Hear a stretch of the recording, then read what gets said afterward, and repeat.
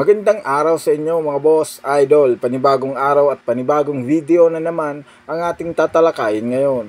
Halina at talakayan natin dito at alamin ang tatlong legit shooter na pinakilala para sa Los Angeles Lakers. Ito nga ang tatlong player na may pinakamatataas na percentage lalo sa kanilang shooting na talaga namang napakalaki ang iniambag sa kanilang team, lalo sa kanilang dire-diretsyong panalo ngayon. Tatalakayan na rin natin dito ang ibinalita ni Shams Charania na ititest na daw ng kampo ni Klay Thompson ang free agency sa darating na off-season.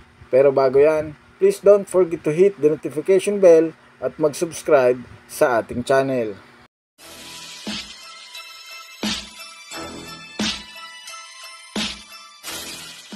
Halina at unahin natin ngayon mga boss, idol, ang balita kay Klay Thompson. Alam naman nga natin na medyo hindi nga kagandahan ang takbo ng season na ito para sa kanya at sa kanyang team. Syempre dahil na rin naman sa kanyang ipinapakita ngayon, malaki ang chance ang hindi na ito bigyan ng contract extension ni Mike Dunleavy. Dahil na rin sa magandang nilalaro ngayon ng kanyang ka-teammates na si Brandon Podziemski, ay malamang sa malamang ito ang mas pipiliin ni Coach Steve Kerr.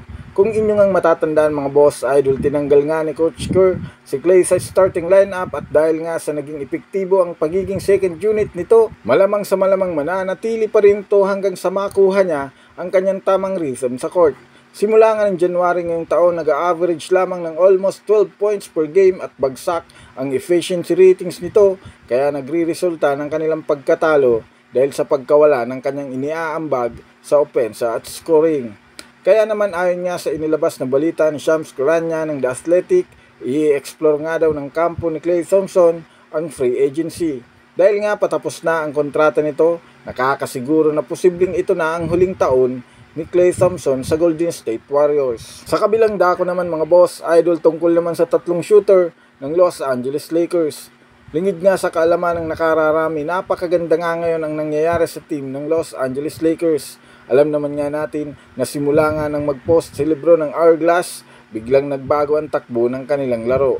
Simula sa pagdidesisyon ni Coach Darvin Ham sa starting lineup hanggang sa galaw ng kanilang team. Meaning nagmumukhang motivation post nga ang nangyari dahil kay LeBron. Sa ngayon nakaupo pa rin naman ang Lakers sa pang-siyam na pwesto at ang maganda dito natapos nila ang unang phase ng regular season na nasa winning column. At dahil na rin syempre sa tulong ng tatlong shooter ng Los Angeles Lakers na talaga namang kuminang sa ginawa nilang run sa last 8 game nila.